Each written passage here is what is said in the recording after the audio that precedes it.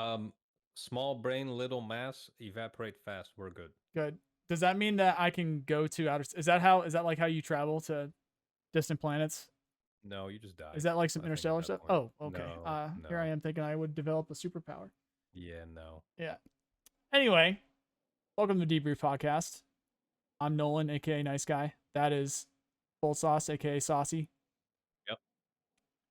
We're in week 2 of Broken Arrow. There's been some stuff going on, but first things first, literally today, as he says it in chat, it pops up on screen. Oh, well, the chat's working. We got our first update. I just posted a video about it and talked about it a little bit. It's generally speaking, it's the stuff that you would think it would be. It's like, there's addressing what they see as the biggest concerns right now, which coincidentally, the problem with people living mid game and in multiplayer is heavily, in my opinion, associated with the connectivity and stability. I've had several games get ruined because I couldn't call any units or I couldn't see the objective or I crashed or something like that and couldn't get back in, things like that. Have you been seeing that often?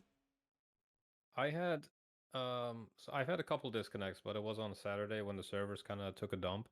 But the main problem I have sometimes is like memory leak issues or something. I will have like 4 FPS all of a sudden. Then I just have to Alt F4 and rejoin. Yeah. But yeah, I do see a lot of people disconnecting before the match starts. So I'm guessing they have a lot of connectivity issues. Yeah. And And we've had people being stuck in loading screen for some reason. yeah, it's definitely not perfect. There's definitely some desync as Yeah. well. So that's a thing. Yep. Although we did just kind of pass, or at least I did, just pass by hundreds of thousands of copies sold, and the number of players in the game has never gone under 10,000 since launch, which That is looks like crazy. that is the case right now. I think I saw it up at 48,000 at one point around release. It might have been like the first weekend or something like that. It definitely dipped into the 40s. It 100% was in the 40s. Now it's at 29 online right now. We got 853 in lobby and in battle 10,000. I'm reading 306,000 copies sold. Sheesh. 3 days ago. So 3 days ago updated. As of 3 days ago, totally, or obviously that wasn't in Total, one yeah, day. total was Yeah, that updated couldn't have three been days in one ago. day. So if you compare it to Wargame, which sold like 1 million after a couple, like a year or two, that is crazy. Yeah. And we are live over on Twitch, or at least I am over on Twitch. So what up, Mars? What's up? Good. How we doing, I'm just guys? alive. Yeah, we're recording the debrief here. So also, if you guys wanted to catch any of our previous episodes, some of which was news, so not always the best, but some of the not always pertinent because it was old news basically now. But some of our earlier on episodes, we explain a lot of the stuff that we can basically build off of as we go. How we started in gaming, things like that. It's going to be stuff that we refer to. So make sure you check out the playlist, which is posted below, as well as Bolt's channel. Because this is being posted on the Autistic Armchair General. Make sure you go follow Bolt over on his channel. Want to make sure that we plug that more often and not just at the end, so you guys know where to find him because he's posting quite a lot of Broken Arrow. I think you've surpassed me in being able to post games. With that being said, has your opinions changed? Have you found anything new this week? Have you been adapting your deck any differently? A little bit, yeah, honestly. So, as we know, there is an kind of a balance between infantry and vehicles, right? We've had this for a long time. So I've kind of adjusted my decks into a different playstyle, which I don't mind, to be fair with. So I've kind of played more with infantry being more of a support role for vehicles than working together, mainly because I just like having infantry in the mix as well. But what I've really seen high elo, and I mean it also depends on the maps, is a lot of artillery usage, which is fine because usually those people lose the game anyways, but it kind of is frustrating.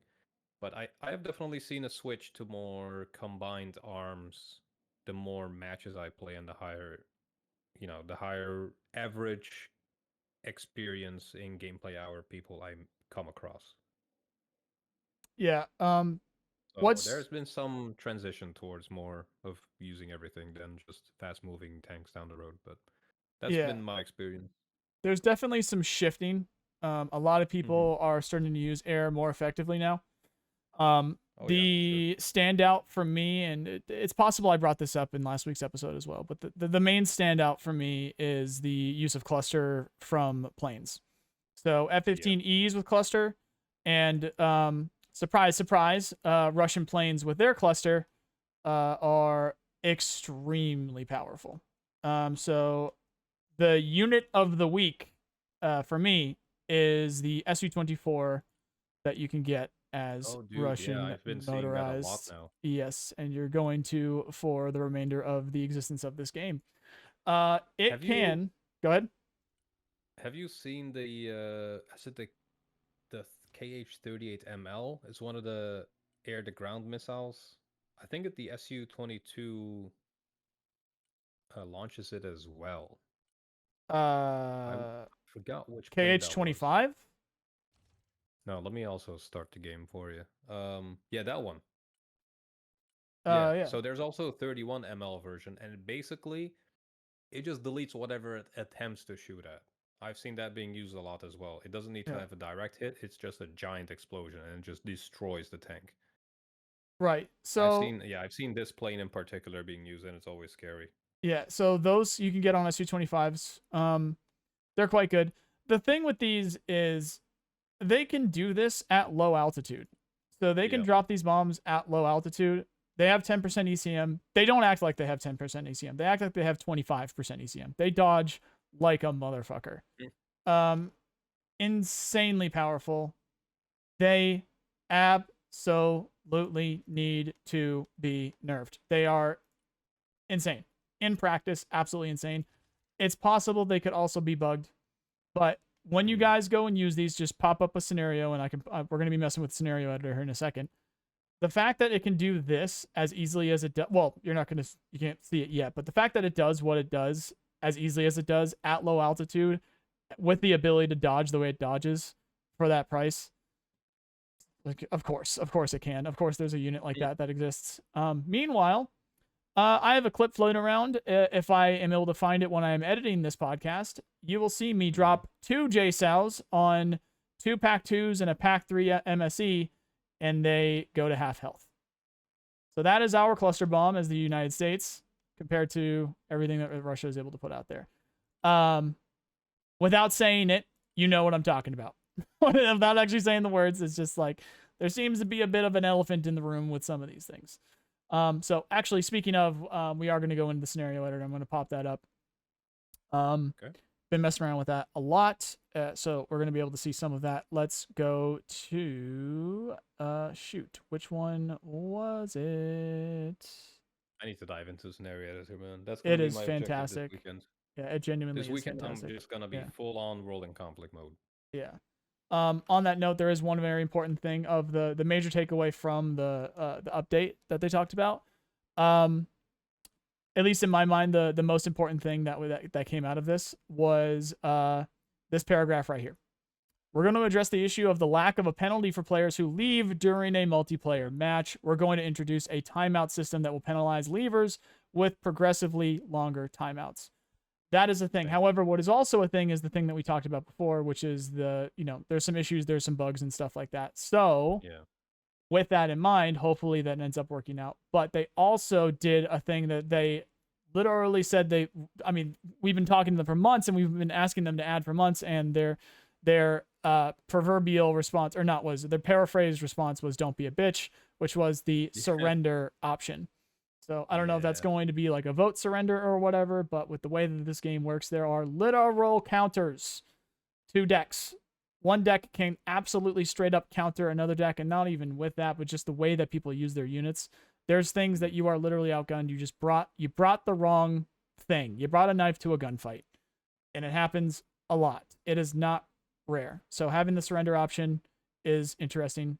It creates a bigger discussion and topic of, should that be allowed in a game like this? Because that's pretty fucking crazy that it's literally just like a coin toss on just are you heads or tails? Are you both heads? Okay, you're good to go. Are you heads and you're tails? Okay, surprise, you're dead. Like obviously that's not a perfect analogy because it should be opposites, but you know what I mean. It's genuinely you made a cool deck with some cool units you saw your friend using, and now you lose. It's just because of the way that the other team brought their deck. Of course, that's not always the case, but it does happen more often than people think. So Yeah, That's a just had thing. some bad luck. Yeah. Yeah, that's the thing. And they decided to tease that they are continuing the development of the game without actually telling us anything or giving us an ETA. So factions and stuff are coming. We just don't know when. Mm-hmm. Now, here is what I have set up in real time over the last few days inside of the scenario editor. What we're looking at here is a entire breakdown of every single aspect of the game. Full stop. Every single thing between mechanized pushes, which is the video that I'm working on right now in full detail, every single unit that you would want to bring to its completion, every single, concept, how you do it, what you're looking out for, what you should use, fucking everything. Just like my brain's mush as it is right now. But anyway, this is what we're looking at here. We've got our actual push, reconnaissance, how that's going to end up working. So different stealth of different units in different places. What vehicles you should use and why they're effective and what they do. Essentially the plan that you should be making and the plan that you should be using, the units that are going to protect those units from things that fly over here, artillery, which is the counter to that, AA, which is a funny thing over here, and just lots. This is the scenario editor, and gonna have a lot of fun with that basically. So situationally, we get to show off things like this. Once it actually plays. So this is the SU-24 that I brought up earlier. And I'll put some volume up here on this one a little bit. I don't know if it's the exact same loadout. You can get up to 8 of these, so it's actually 2 less than normal. One of the concepts when you're playing this game is you want to make sure that you don't bunch up. This right here is a quad stack of 4, and we'll even make it a little bit more difficult, of the heaviest tanks in the game. These are the SEP V3s. How many of these do you think are going to die to this one plane that is keeping low altitude that is 300 points? If you guessed all of them, you were correct. Oh. I was going to say 2 and maybe damage. No, every single time. Every single time. Yeah. Every single one of these. Well. Yeah, every single one of these planes can do that as well. So the cluster cruise missiles that you get with the SU-57 can do that, and you only need 2. The MiG-35 with the cluster bombs can do that, and again, you only need 2, especially with the laser guided. As the United States, I took a little bit too long, so these planes are running out of fuel. I forgot to give them infinite fuel. You have the F-15E, which must be at high altitude. You cannot do it at low altitude like the Su-24. Right. And you have ATGMs, and you have JSOWs. JSOWs are absolutely nowhere near as effective as any of the cluster that you get as Russia. They're completely disappointing. Let me give these guys full fuel here. I remember the JSOWs were a bit better in the April test betas we did. Right? April, they were fantastic. I'm convinced that they nerfed them. They just I literally dropped 2 JSOWs on a pack of 3 Patriot. There were 2 Pack 2s and an MSE on top of each other. And I dropped 2 JSOWs on them, and all of them went to half health. I now just use JDAM since they seem to be the least consistent. Yeah. Okay, I forgot that this was the seed setup. These were all the seed planes, so I actually don't have I don't have JSOWs on these planes. But anyway, trust us, JSOWs dog shit. So on that note, I don't use JSOWs anymore. I use the 1,000 pounders. I went back to using the 1,000 pounders. Yes, there's going to be situations when people bunch up, and it'll still be useful when they bunch up to hurt the things, because they'll still hurt the strongest units in the game. They just won't kill them, which if you miss is not ideal. If it's not a perfect hit, it's just not ideal. So with this, with what I have set up here, going to expect a lot of discussions back and forth between Bolt and I, and of course he's going to go and do his own scenarios and things like that. But one of the things that we wanted to do today is we wanted to try and recreate the best case or worst case scenarios of some of the things that we've run into in game so far. So if you want to think of a specific unit, a specific time is just like, oh, I got rushed by these T-15s with this tank at that time or something like that. Luckily with this, or thankfully with this scenario editor, that's stuff that we're able to set up. So we're going to do some head-to-head stuff. So think of a moment from this past week where it's a little bit weird. It's like, I don't think it should have happened that way. I don't think it should have that tank should have done better against that tank. That infantry unit should have done better against that infantry unit. Does anything really stick out in your head? I feel like when a tank ambushes another tank, I feel like you will still both fire at each other at the same time. Because the moment you can fire, like the tank goes through a forest, right?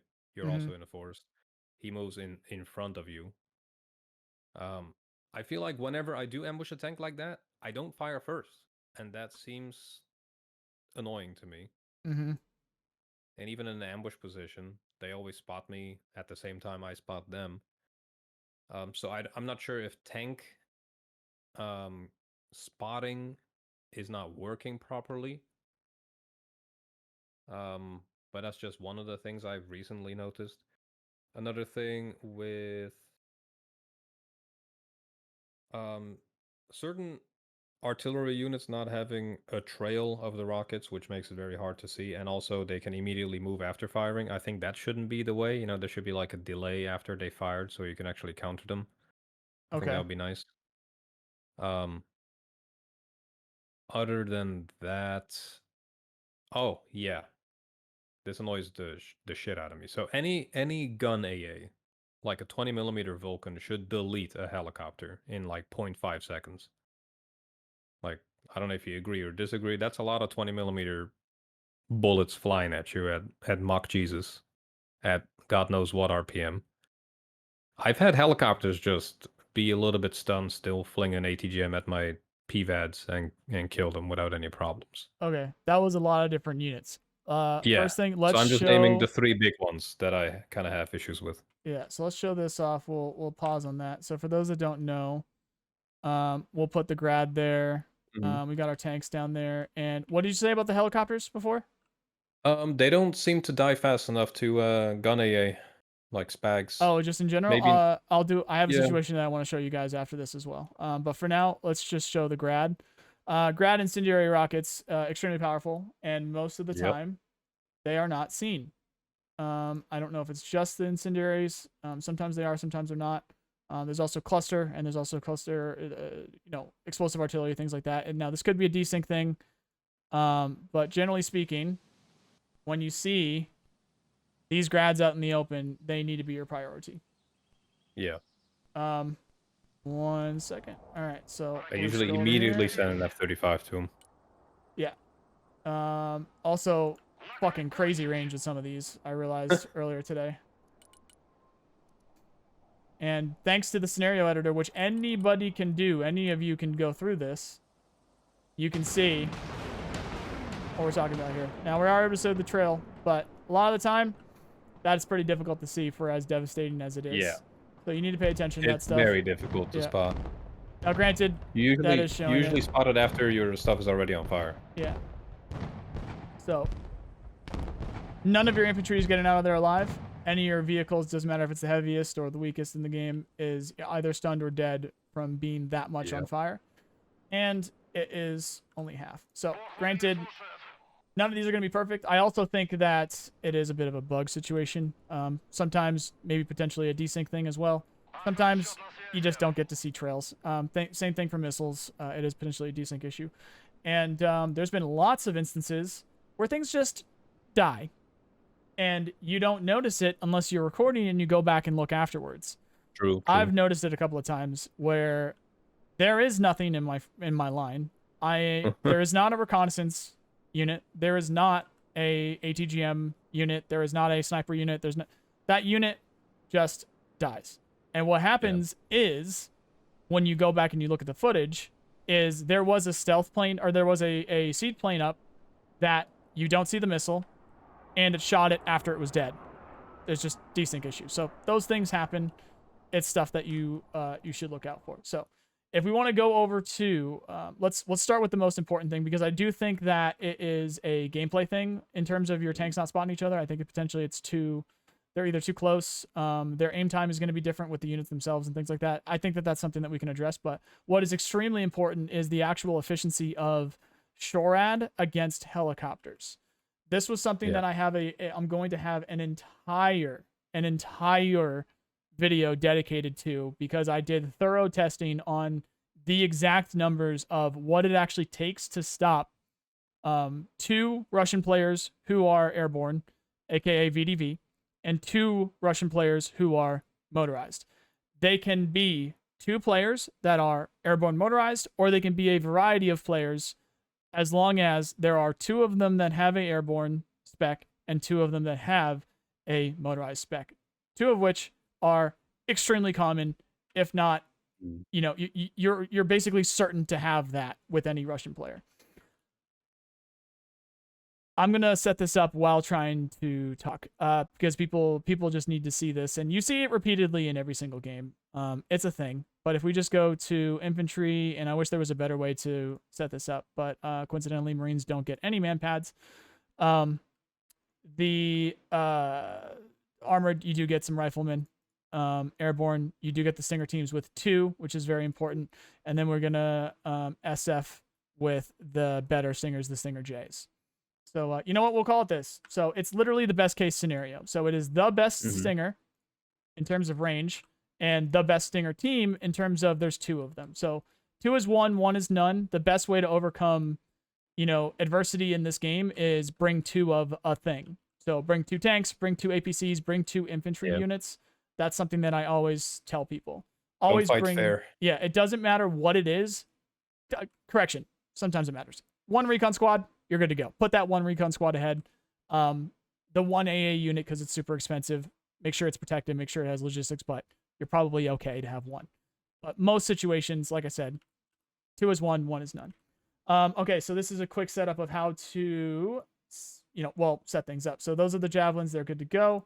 And these are also good to go. I will have them go into these buildings.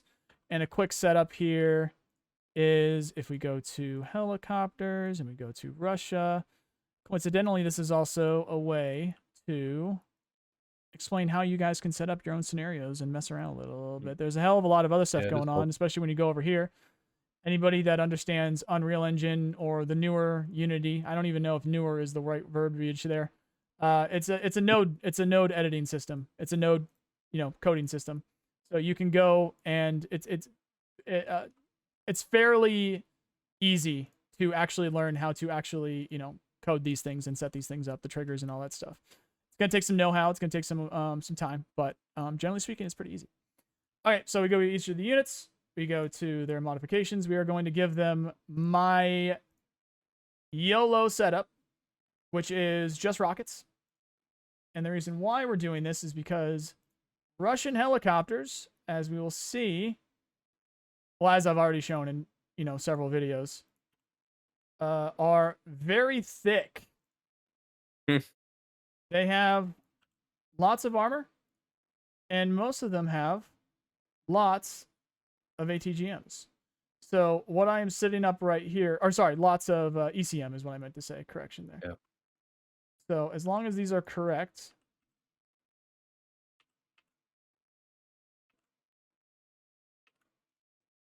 which we'll be able to check here now. You don't actually need to do that. That's just what I've come to do. It's a long story. It doesn't need to be explained. Okay, so we got S8s, S13s, S13s, S8s, S8s, S13s, S8s, S13, S13, and VIPESC when it comes to the Mi-35M. This is the chopper rush that I use all the time as an airborne player. It also allows you to still have another chopper with you for logistics and bringing infantry to the front if you would like. And it is extremely powerful. So I have a full video where I actually show if you have 1 airborne player, if you have 1 motorized player. Also, coincidentally, if the motorized player brought helicopters too, they can add to this. They have a MA-28N with 30 armor, high ECM that you can do the exact same thing with. Some higher range optics on some of these as well with the Mi-24K. I think that's 90 points when you take those rockets off. Spotting is very important for this because you're going to spot infantry, you're going to spot things that are in the tree lines, things like that. All right, so this is just one full loadout setup thing here. And what we'll do is copy, paste, best case scenario. So this is if you are SF, this is your best case scenario. You can bring 4 Stinger teams. And you know what? We'll do the other thing too. We'll do the other thing. I'll show it. And this is if you don't, you know what? Actually, no, because not everybody's going to take the, what are they called? What's the pararescue tactics, special tactics team? So if you don't take the special tactics team, this is your best case scenario for infantry man pads. So realistically, this is the best that you are going to do. And we will make sure that they are staggered a little bit. And what we're going to do is make sure they're on the other team. Bravo. And we're going to make sure that they capture the closest building, which is going to be that. Same thing here, which I should have selected all of these to make that a little easier. And we're going to make sure we capture the nearest building there. Now, I actually think it's possible that these win. It's possible that the man pads win, but I have been proven wrong before. And wait until you see the footage that I have of this other stuff. All right, so we'll have the camera. Come on. We'll have the camera point at one of the helicopters. And then save, play.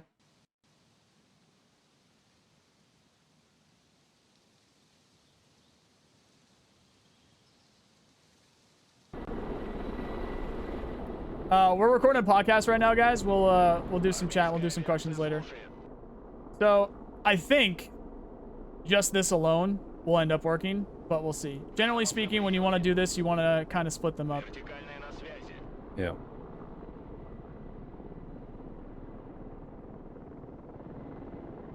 I mean, are you testing the efficiency of stingers, or? This is just look what happens, basically. Right.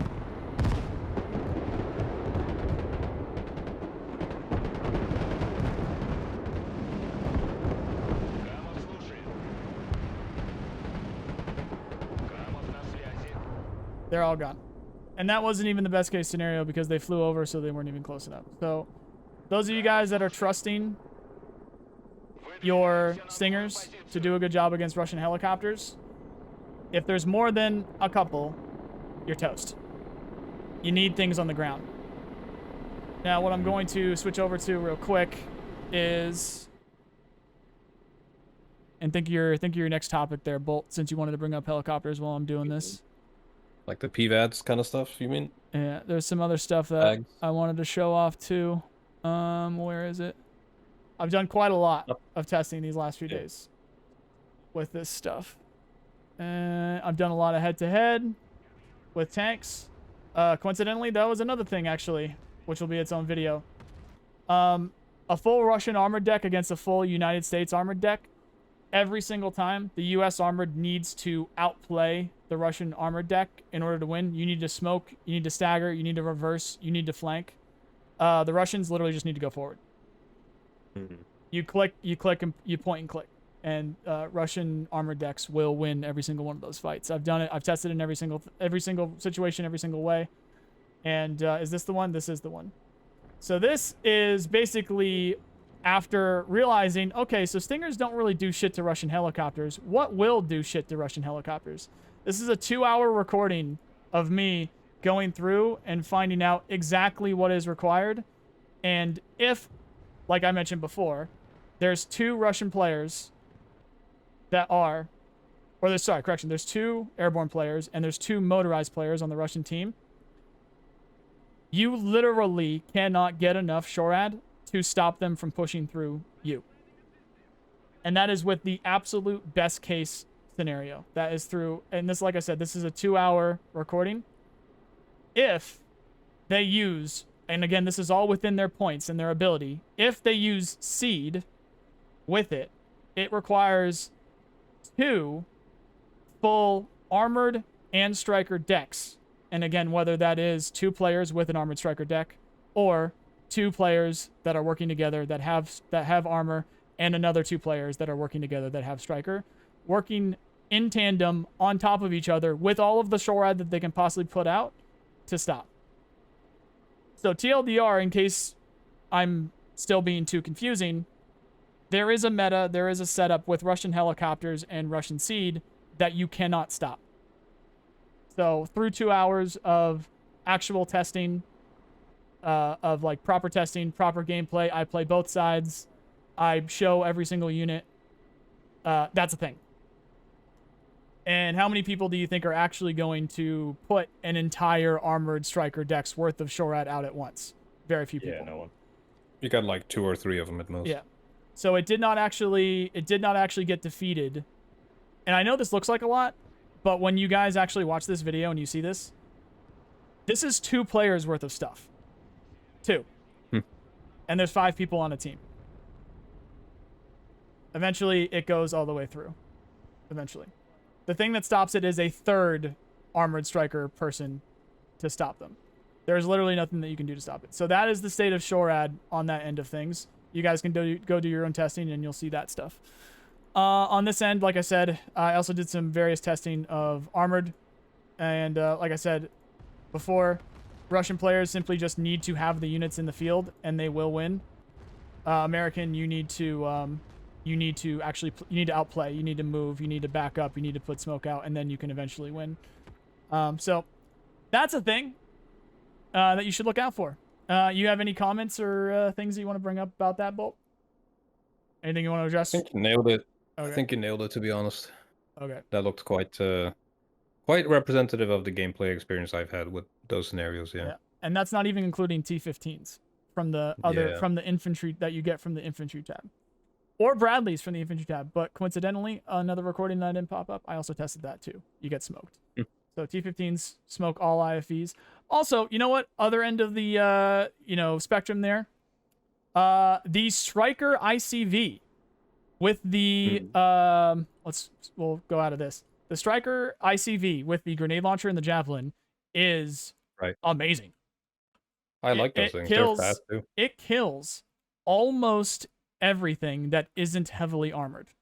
I did a head-to-head. I did six vehicles versus 6 vehicles of literally every single APC and armored personnel carrier in particular, because you can actually bring things to the fight with those. IFVs are a little different because they can be much heavier. But if you wanted to bring infantry to the fight, so it's got a bit of a dual use, you can put these stingers in there. You can put the Iglas in there if you want. Yeah. Obviously T15 on top. But T15 gets defeated by Abrams. They do not get defeated by M8s. They do not get defeated by Bookers.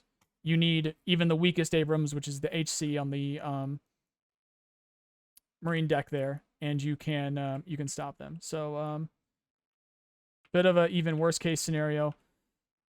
And a bit of a teaching point on this one here. We can go capture. So the thing with these Stinger teams that you get only from Airborne is that you have 2 Stingers per team.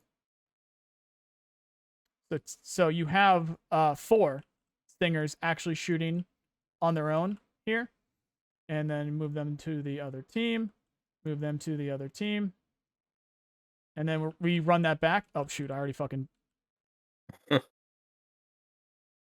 Undo is pretty significant. There we go. So we'll run that back. Nice. So if you guys have airborne players with you, TLDR, if you have airborne players with you, make sure you're friends with them. Because these are pretty damn effective. And I think if there is a situation where just 1 player with man pads and 1 Russian player with helicopters, the man pads is going to win, it'd be this one. But we shall see. Now, the thing to counter helicopters while we're talking about this, though, is you got to hide from them. You got to hold fire, you got to hide, and ideally have them be right above you is the setup. You want them to be right above you. Yeah, I always get behind the building and just wait for them. So what you got there? Two on each side? Same setup, and this is the 4. This is the double Stinger teams. I mean, it's just too fast. They're just too fast. Like, you might take out 1 or 2, but then you get just railed. Yeah. Are they actually already dead? Didn't even take out 1. Yeah. It's so fast. That is genuinely... They also just die so fast. Yeah, that is They genuinely... just need to double infantry HP, man. I swear. Yeah. So I had it was funny because this is like, it's a funny joke, it's a funny gotcha moment, but there's a comment on one of my videos where I have the deck reviews where they're just like, why do you have 8 stingers in your deck? And somebody's like, YouTubers are dumb, don't listen to YouTubers. Motherfucker, you need to bring as much as you possibly can. Once people actually realize what works and what doesn't, you need to bring as much as you can. And potentially there needs to be some changes made to how these things work. Yeah, Hilariously outgunned. I think they might.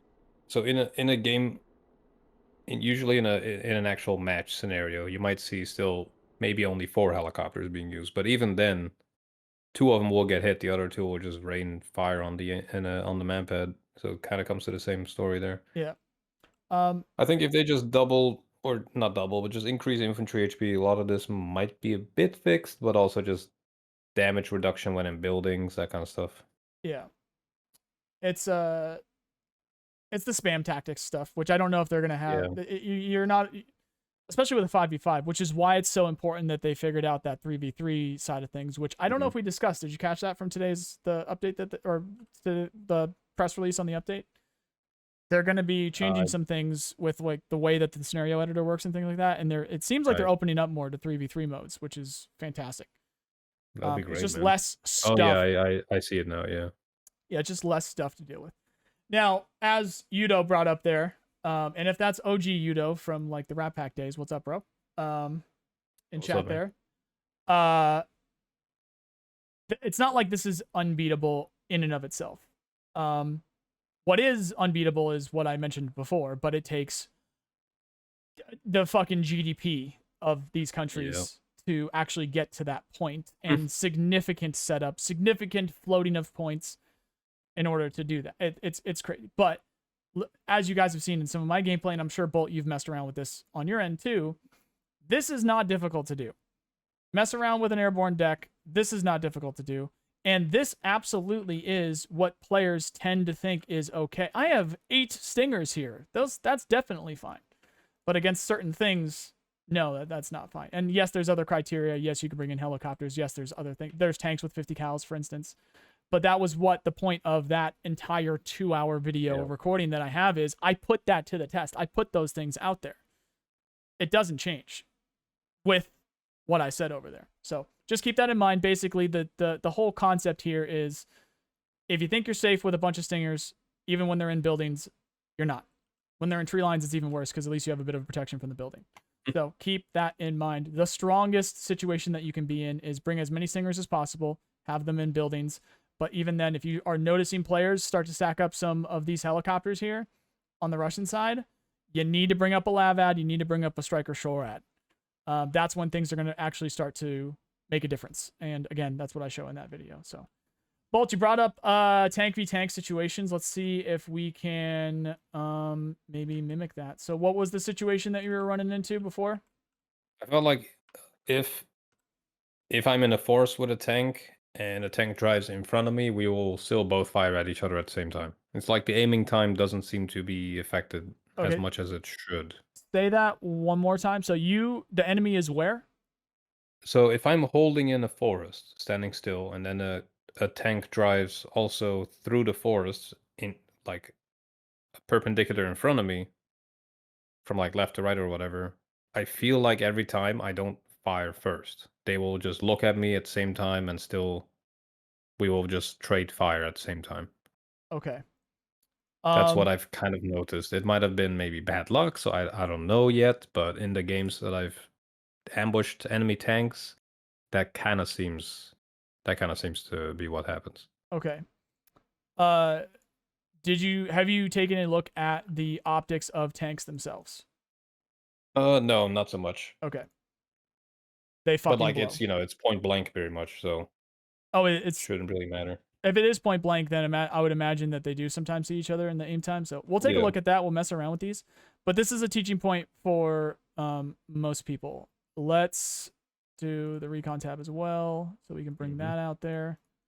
What a lot of people don't realize, because they are probably, people that actually keep up with current events and keep up with military vehicles when they think as much, like I initially did, was that you would realize every single one of these modern vehicles, all of these APCs, all of these IFVs have advanced thermals. Not Right. so much on the Russian side. A lot of them just have MVGs on the older stuff. T90M, advanced. Armada, of course, advanced. Optics, all Mm-hmm. that stuff. But the devs kind of gamified it a little bit in this. So when we let me make sure I've got everything here. Go into the game. You'll notice what actually is the case is most of these tanks are the most blind things that you can possibly use. Yeah. Like I can't think of something that has there's 1200. So some of these are going to be ending up as 1200. These are a bit of the better tanks. So maybe the Americans go 1400, but you will notice when you guys are choosing the units for your decks, you will notice some of them are 1200, some of them are 1400, and then when you go to the recon tanks themselves, they go up to 2000, and then when you use the lighter vehicles, they go up to 2400. Optics is extremely important. Make sure that you guys pay attention to that when you're choosing what you want to do. Now, when you see Bolt and I making the plays that we're making, potentially with or without reconnaissance, in this point, for the point I'm about to make, without, they might be with set V3s, which have 1750, and we understand that. It might be with a Tua that has 2000, and we might understand that. Or we're being stupid by doing it's basically recon by fire. It's basically bait. If there was an HEGM in this vehicle, in that building up ahead, all you have to do is move forward, and as long as you're a solid range, solid distance, if you're close enough, if you're a solid distance to that ATGM, something with even 1750, something with 2000, or sorry, 1400, or something with 2000, you're going to get eyes on that thing that just shot, and then you're going to just obliterate it. So basically, when we do what we're doing with our tanks, it's a risk. It is. But if you get close enough and you don't take too much damage, it's worth it. You don't need to fuck around with, do I move up infantry? Do I try to get a helicopter up here? Do I try to hit that with artillery? Do I even buy an artillery unit to just try and take this group of buildings?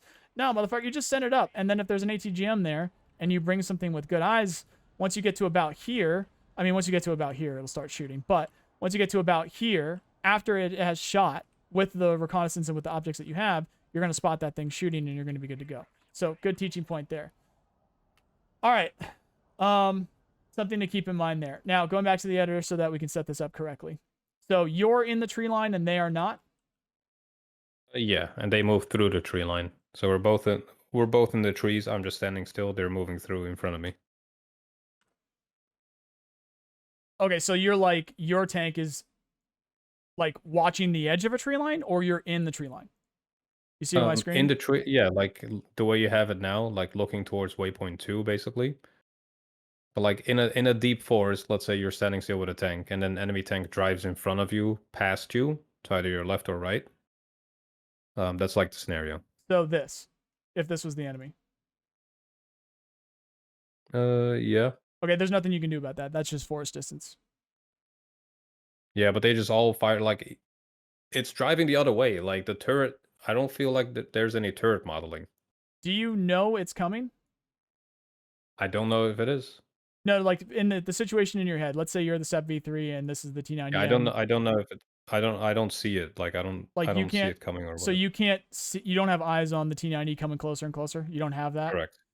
Yeah, I gotta be honest with you, man. I think that's just forest distance. I don't think there's anything that you can do to change that. Genuinely, when you initially brought it up, I thought which I have seen plenty of times. You were on the edge of a forest.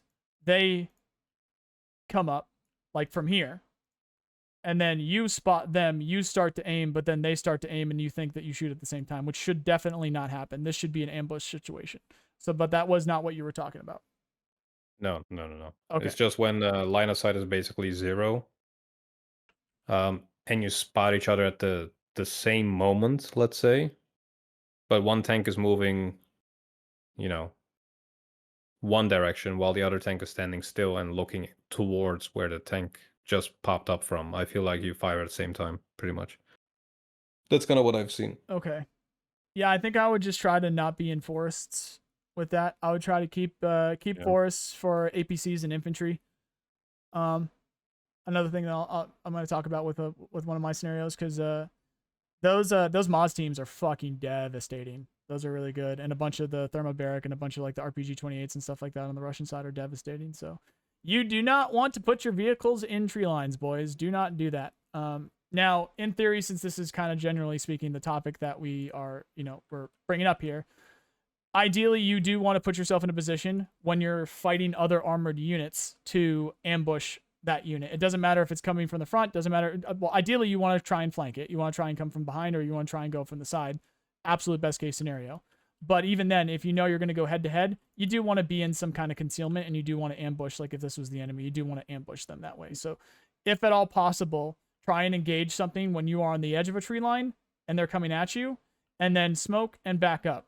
It is not a better situation to see that they are coming and then have you back up. That's not what you should do. I see lots of people do that. I also see lots of people stick their tanks in the middle of a tree line and just kind of chill there. You can't see out of it. You got to move to the edge. Now, if it is a tank, it's not very stealthy. It's going to get spotted. That's what recon infantry is for. Just keep eyes out. Maybe have a helicopter in the back to keep eyes out so that you know if something's sneaking up on you. But generally speaking, you don't want tanks. You don't want heavy vehicles in tree lines in forests. You want them, on the outskirts of them, and then use infantry in the forests themselves. Use them like that. Yeah, that was a lot of the biggest topics. That was a lot of the biggest concerns there. One thing I do want to quickly show off, real quick, and both, if you have something else, I know you were short on time today, so we're coming up towards the end of it here. Yeah, I'm gonna go train some glutes. Yeah. One more thing I wanted to show real quick. I am seeing this happen constantly. And one of the videos that I'm working on right now is I'm basically going to humble the shit out of a bunch of people that are talking, just being very toxic in text chat. Once you get to a certain elo, unfortunately, the state of the community, Vulcan HD made a video about this weeks ago, saying that if we don't change as a community, it's going to end up the same way as Wargame. Yeah. We didn't change as a community. It's very toxic in the solo queue, in the text chat. People want to blame everybody else, even though they're not doing some of the most simple things. That is true. I try to avoid it at all costs. Yeah. So it's a problem. And one of the things that I realize, and one of the things that I notice, is people, it's a very big indicator of skill and understanding of the game when they put their AA too close. So for those that don't know, the best counter to SAM systems is the Smirch and the M270 Gimlers. So the Smirch with the guided cluster in particular, is 5,600 meter range. Shouldn't that say something different? I guess not. Maybe not. Just cluster. Yeah, that's right. Yeah, I guess it's just cluster. I thought it said something different. Maybe not. This is 6,000. So when you guys are playing as Russia against the United States, you cannot have your S300s or any of your AA that you are not going to be microing and moving after it shoots within 6,000 meters of anywhere on the map that is feasible for the enemy team to get a M270, A2 Gimlers 2 in order to counter you. Because they're going to blow up your supplies at the very least, if not kill you. Same thing for your Patriots. If you are the United States and you are playing against Russian, specifically motorized players, which you will, you are going to need to make sure that you are at least 5,600 meters. Make sure I get rid of that before it just blows up all my shit. Of the same thing. Of their front line or anywhere near their front line where they're going to be able to sneak a Smirch. There is not a tool that allows you to do that verbatim, but every single vehicle in the game that has some kind of weapon on it, you can do force fire, click it, drag, it shows you the distance. So have a supply truck with a gun on it. Have one of your PIVADs pull up in the general area of your Patriot. Have it force fire, pull out this tool, make sure that you are not, which this is the distance, by the way, that is 5,600 meters. If the enemy team can get, and I'll put a ping right there, if the enemy team can feasibly get, look how far that is, within 5,600 meters of your AA, they can counter it. So keep that in mind with wherever you are putting your AA. So S300, force fire. What am I saying? Did I say 6,000? No, 5,600. Yeah, so this is even further. So this is going to be 6,000. So mark there. And then you got to do one of these. That's approximately 6,000. So if that front line, let's say if the enemy has some units here, they have a couple helicopters or whatever, their front line's over here, they can easily get that Gimler's up there. Easily get that Gimler's up here or over here. You're in danger of having that there. So if you put up your AA and it gets destroyed because it's too close, it is not your team's fault. You put it too close. If you're not paying attention to where the front line is and not noticing that one of your team got pushed out for whatever reason, whether it's their fault or not, and then you have now become too close to the front line to a place where they can put the 270s or the smirches, you need to stay on top of that. That's just one of the many things that you need to micro. So keep that tool in mind. Keep that idea, that concept in mind. AA is extremely important. Extremely. And this is going to cap off our conversation here today with what I'm seeing as the most effective things. The most effective things are teams that are playing American SF with Sentinels and Russian players on the opposite team that are not actually spotting them. So one last thing so you guys can actually see how close you have to get. I imagine maybe you guys have been playing. Maybe you've seen this for yourselves.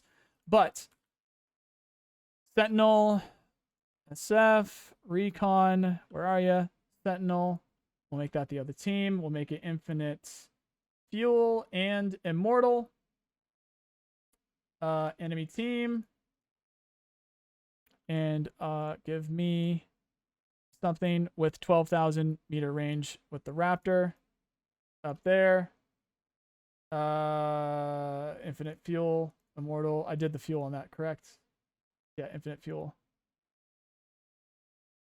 These will gladly be right above your front line, and you'll never know it. This is what it's going to look like.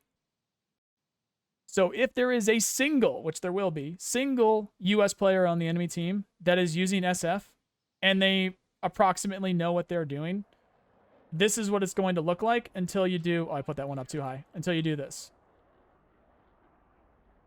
And we'll speed it up. Well, actually, I'll just speed this guy up. That's how close you have to get. Your units on the ground. Now, granted, yes, there's stuff on the ground that should spot it. I made it Immortal too, by the way.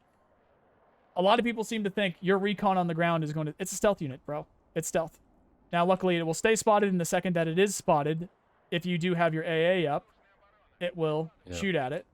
But that's all you need to do. You need to have a plane with 12,000, you know, the best range that you can possibly give. At all times. Yeah, and you need to just send it out there. And yes, it's going to get close to their AA. Yes, you need to pay attention because, yes, they're going to try and shoot at it. Ideally, that's why you want to try and send a stealth plane on your own. So Su-57 if you're Russia. Raptor, F-35. Well, ideally Raptor because it's faster. As the US if you're in a mirror match.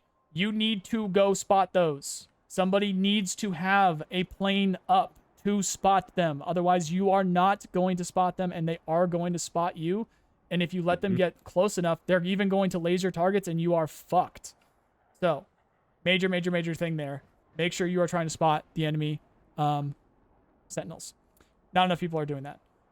And then your AA net, as I explained, the counter with the artillery. So if you are able to use the M270 or the Smirch, bring it. Use it to counter the enemy SAM systems. Try to sneak it up there so that you can counter their SAM systems so that you can get them out there. You can get them out of there and you can push them back. Use your Sentinels if you're not. And look for the enemy Sentinels. Those are the biggest mistakes that I'm seeing players use or seeing players do. On top of the usual, like, people aren't checking their flanks. I'm getting lots of SF and recon around people's flanks, so make sure you check your flanks. Take a plane, the same thing that you would spot that Sentinel with. Have it go across the you know, the back of the map here, which I'm having trouble seeing right now, but have it go across the edge of the map. Check for those helicopters, check for those flanks, check for those recon teams early in the game to make sure that they're not flanking you.